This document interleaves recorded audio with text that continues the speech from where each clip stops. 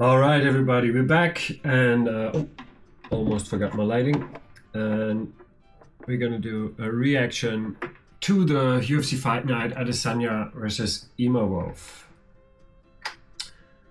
and I'm just putting up my backup so I can see if this is working properly. Looks good. All right, and we had a good day of fights. We start with the first one. Hamdi Abdelwahab versus Jamal Pogues. This fight was very close. Could have gone either way. It was basically a standard war. I was picking Jamal Pogues to win it, but I think during the fight, like beforehand, I was picking Jamal Pogues, but I think Hamdi Abdelwahab deserved the decision win after that fight. Next one, we have Bogdan Grad versus Lucas Alexander. And the first round, Lucas Alexander showed great striking. I think he hurt Bogdan Grad very, very viciously. But he survived the round. He scrambled out of it. And in the second round, he just took over. And finished him off. He just took over, and there was no coming back for Alexander. As soon as it got as it hit the ground, and Bogdan Grad was able to enforce his ground and pound, match was over. Next up, Jasmine Jasudavicius versus Mayra Bueno Silva.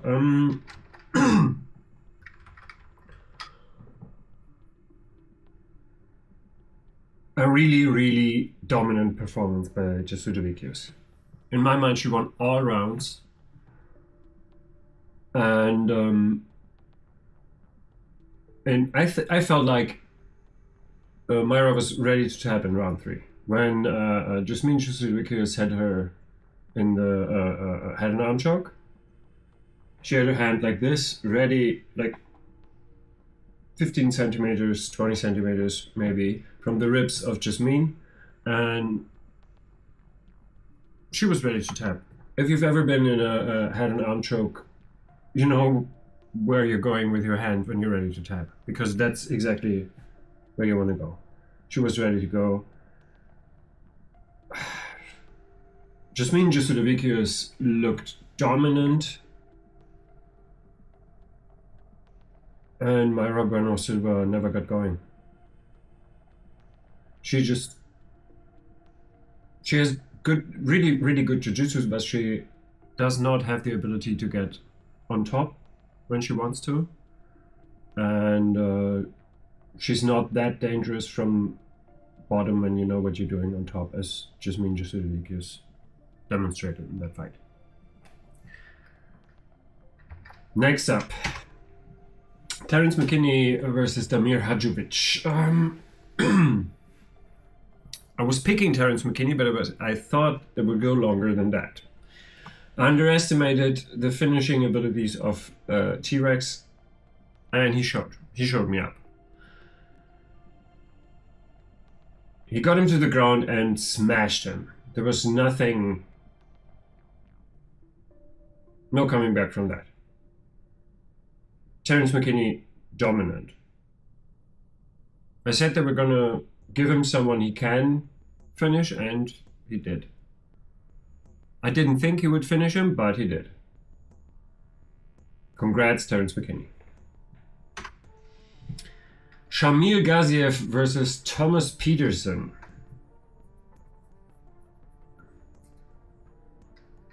It was not close. I expected a close fight here.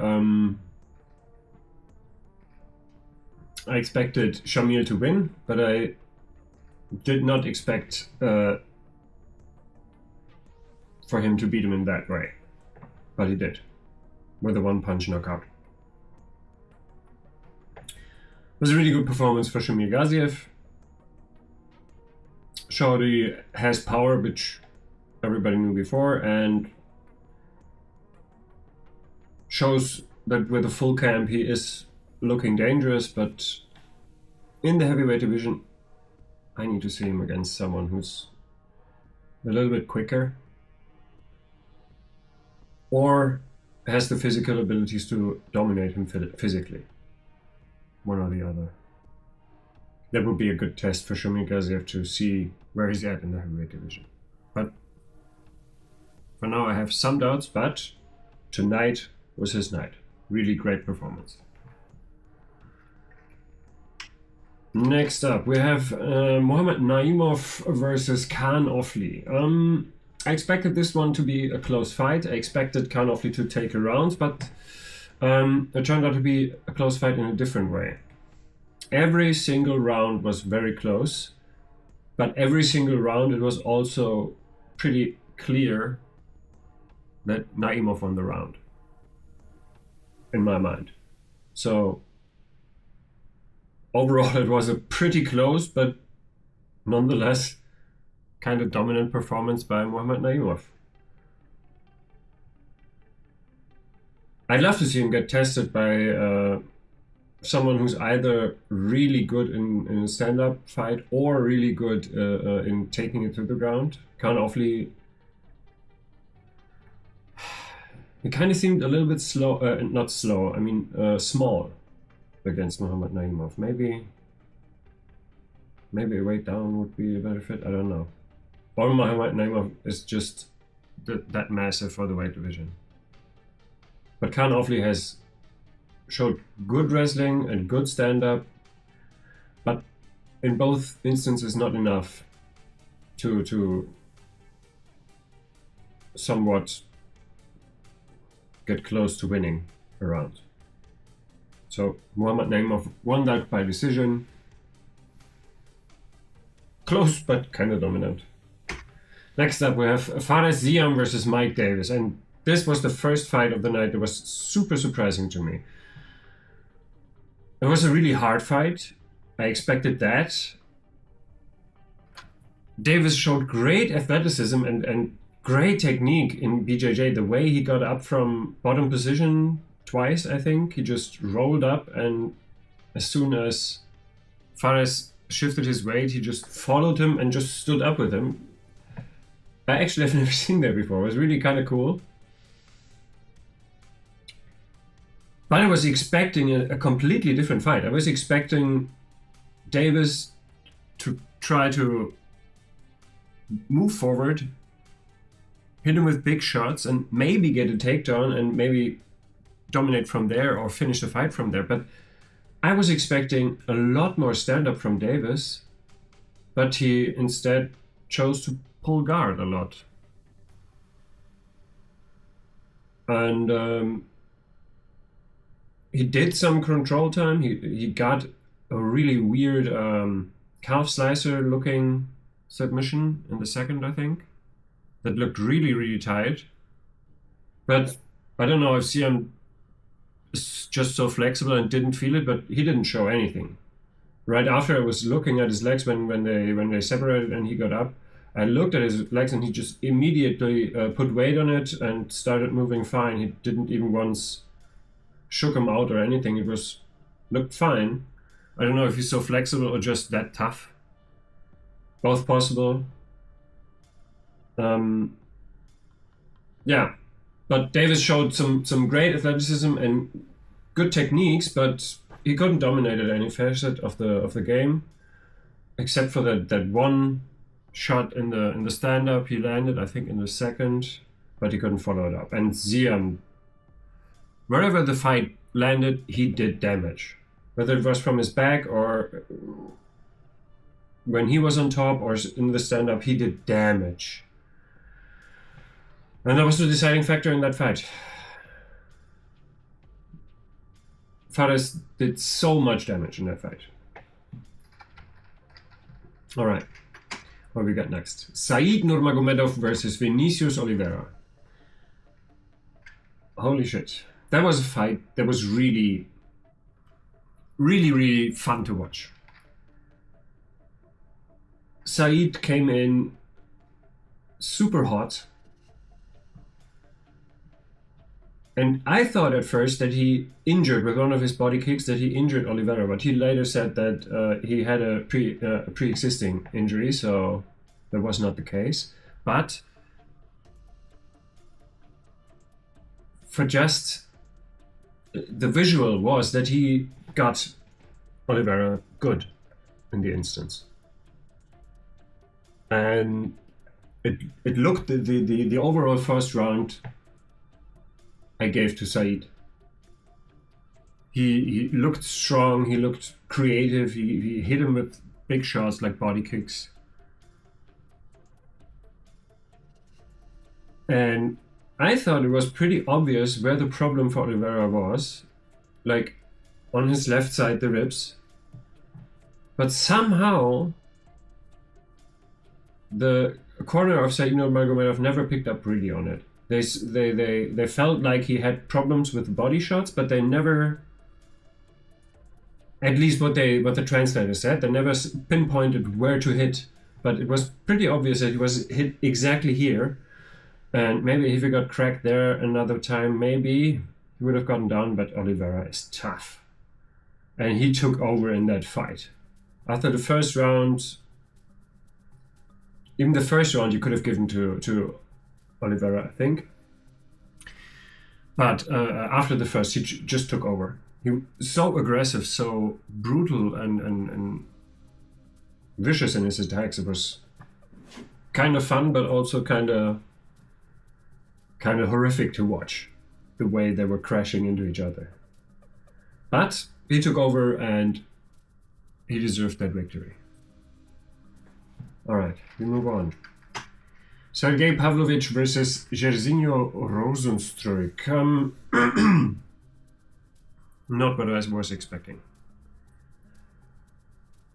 I was expecting Sergey Pavlovich to tank and bulldoze into this fight, go in, and try to get Jairzinho out of there as quick as possible. And 1 second, I have to move this. Okay.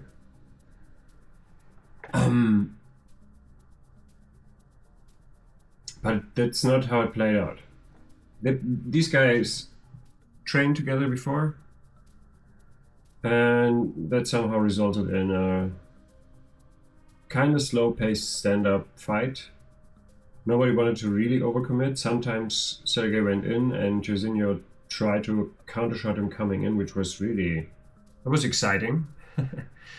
I say that, it was really exciting. But overall, a lot less happened than I was expecting.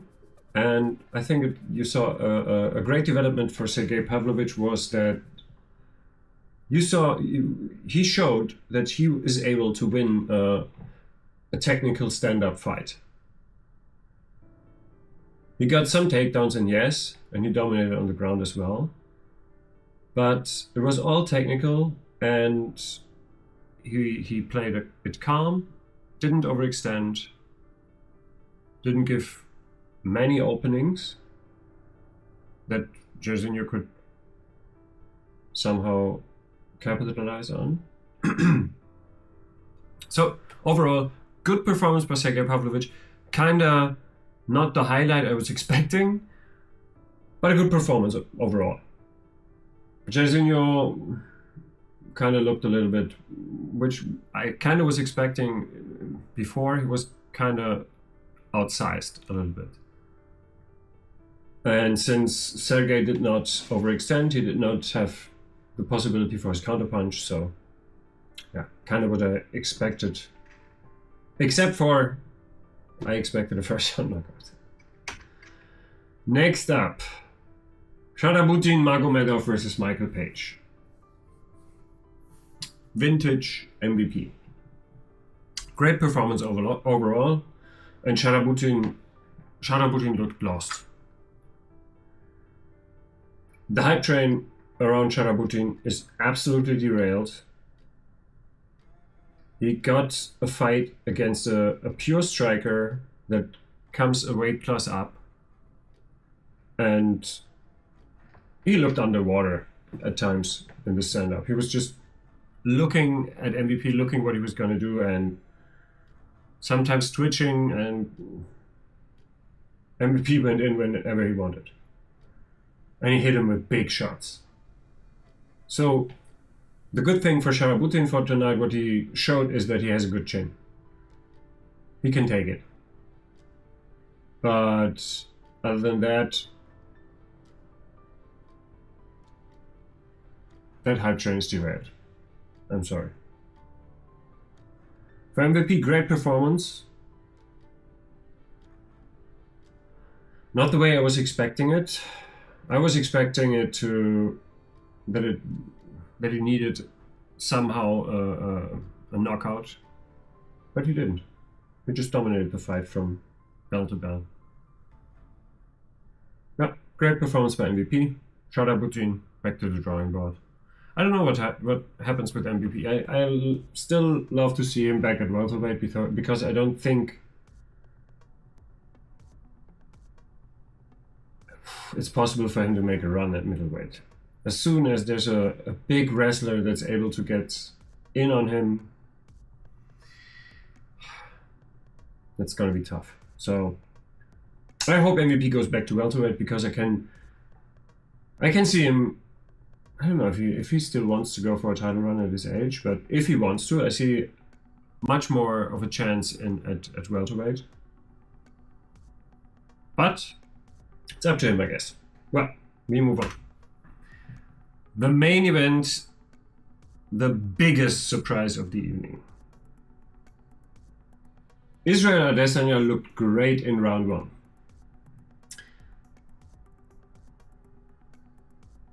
He didn't hit him with big shots, but the way he was defending Imavov's shots looked great. Even the one uppercut that Nasruddin hit him with, it looked to me like he was already slipping the punch. He was going with it, so he took a lot of force out of it.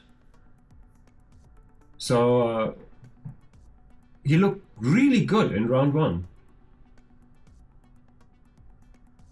And then round two. Nasruddin Imavov just exploded on Izzy and put him away. Izzy protested, I think, but I don't think he will protest this as soon as he sees how it looked. I don't think so. Even if he felt like he was still in it, the visual that he gave to the referee was he couldn't intelligently defend himself at that point in time. So, great performance by Nasruddin Imavov, who will get a higher ranking after this. Who's getting the next shot? Sean has the next shot already. After that, Hamzat. Well, I guess for Nasruddin, even though he beat the former streaking champion in devastating fashion, he's going to have to fight a number one contender spot, I think. Number one contender fight for him. Against who is the question. Depends on what happens between Dricus and Sean. Imagine Sean wins that fight. And Dricus calls for a trilogy. That would be something. Well, that's my reaction to the UFC Fight Night Israel Adesanya versus Nasruddin Imavov. It was nice to have a fight night this early a day, so I really don't have to completely ruin my week schedule of it. So in a way, thank you for that to the Saudis, but looking forward to the next one. This was fun. Oh, what performances of the night do I see here? I think Nasruddin gets the knockout of the night.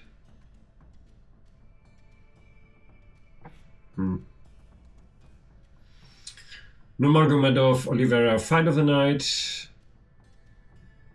Do we get another performance of the night? No. Maybe Terence McKinney. Maybe Shamil Gaziev. Probably Shamil Gaziev.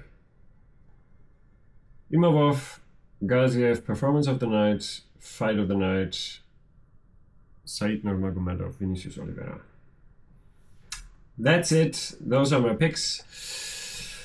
I hope you enjoyed. I wish you guys a good night, and I see you guys in the next one. Probably next up, we're going to stream some games, but for now, that's it for MMA.